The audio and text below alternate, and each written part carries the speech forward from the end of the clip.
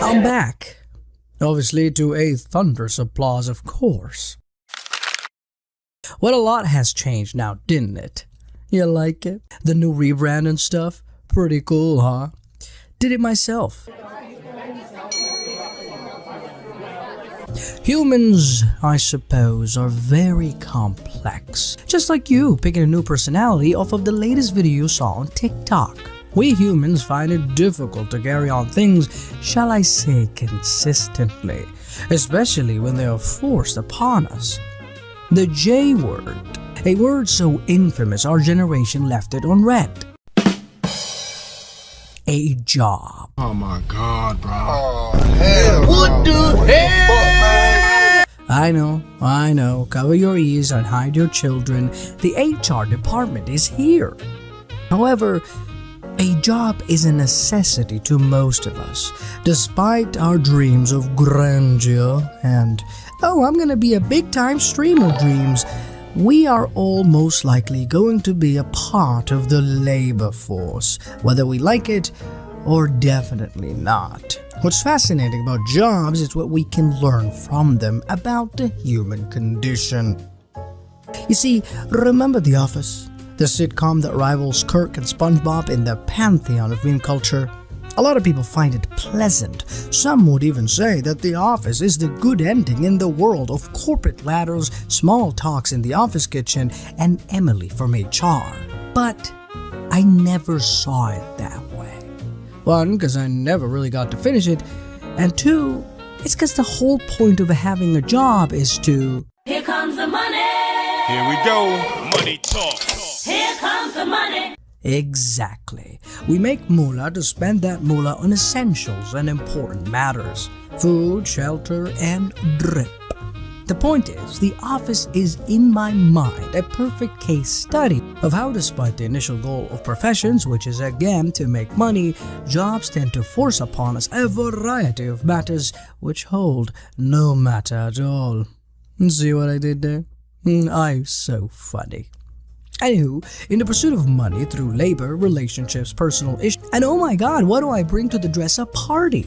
All of these things infatuate The Office show are perhaps extremes of what actually happens in the workplace. The trivial things and quite pointless matters become the apex of every conference room and conversation in the workplace. Unity, alignment, and teamwork are phrases that unfortunately become shoved far too much in our daily lives. Dude, I'm only here not to be homeless. I don't care if my manager likes red ties, I'm not wearing one.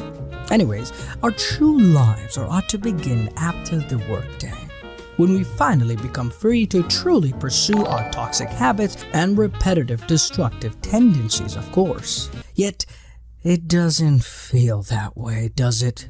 We come back from work physically exhausted and mentally drained, and it is the mental side that perplexes me the most. I mean, sure, physically, you did just spend 8 hours jogging from one office to kiss ass to another office to kiss ass again.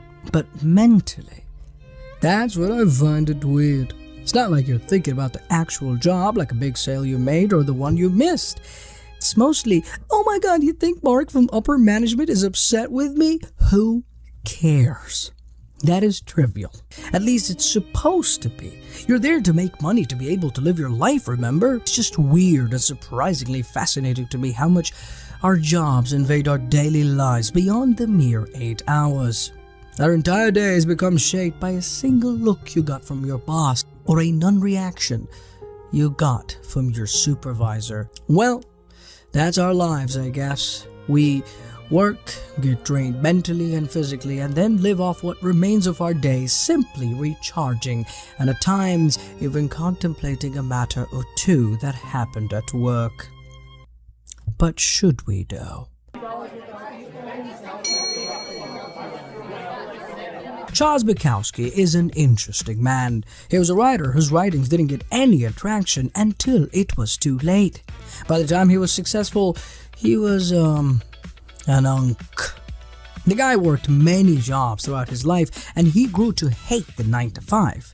Yet despite it all, the man kept writing through any little time he managed to find. Thus, he must have some great wisdom to share about the state of things and how one should approach life despite its many issues, right? Right, Chuckster? Don't try. What do you mean, don't try? I've been trying this whole time. I have been doing nothing but gosh darn trying, and you're here telling me not to try. What the Okay.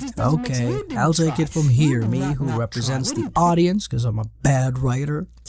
Let me break it down. Charles Bukowski had a tough life. Being of German descent in the 1950s America, well, it doesn't get any worse than that. Oh, he also had a bad case of acne too, which again, in pre-John Cena, no bullying allowed world, it must have been tough. Not to mention, his family was giving ick vibes. Thus, he struggled to support himself, mainly working in the post office, which he rightfully hated. Yet, none of that stopped him from writing. Thus, him saying don't try appears to be contradicting, doesn't it? Well, my silly goose, aka you, the viewer, he meant to say don't try, because you don't have to. You see, trying implies a conscious effort to act.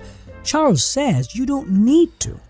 For instance, since I'm a well-established gamer boy, how about a gaming example? In Tekken 7, a new feature was introduced which enabled players to bypass hours of no human-to-human interaction to perfect a combo. You could just press a button and boom, your combo, sir. People hated it. The idea that the game was actively trying to take away the skill and achievement sensation from the players was insulting to longtime fans. But isn't that what the Chuckster been talking about? The game actively asked the players to not try, yet the players insisted. Don't try, and then you'll truly know what you do want to try. Many times we humans find it very difficult to know exactly what we truly want. What, makes us click. Charles here, through his many trials and tribulations with the labor life, managed to find a somewhat practical solution. It is when you're forced to actually not do your passion that it will become clear to you. You'll miss me when I'm gone type shit. But aside from the joke, it's true. Many very talented and creative people could have just accepted reality as it is and moved on, but they couldn't.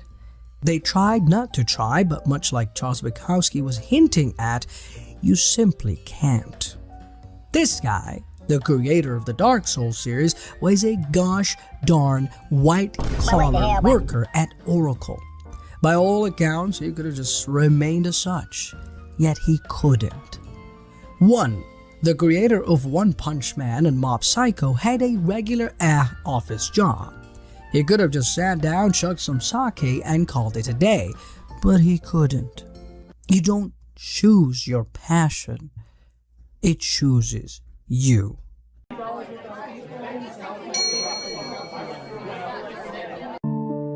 Despite the chaotic nature of life in general and work specifically, despite how dim it all might appear to be and hopeless it can certainly appear, Charles Bukowski offers us not a light at the end of the tunnel or even motivation. Instead, he tries to shift our mindset completely. That we ought not to force things and rather let them be. That passion isn't to be chased, but to be accepted. Don't try, ironically, is not even the full quote. Here is the full quote. If it doesn't come out bursting out of you, in spite of everything, don't do it. Why do you continually allow yourself to be pushed? Because I'm kind-hearted. I'll give the other person another chance.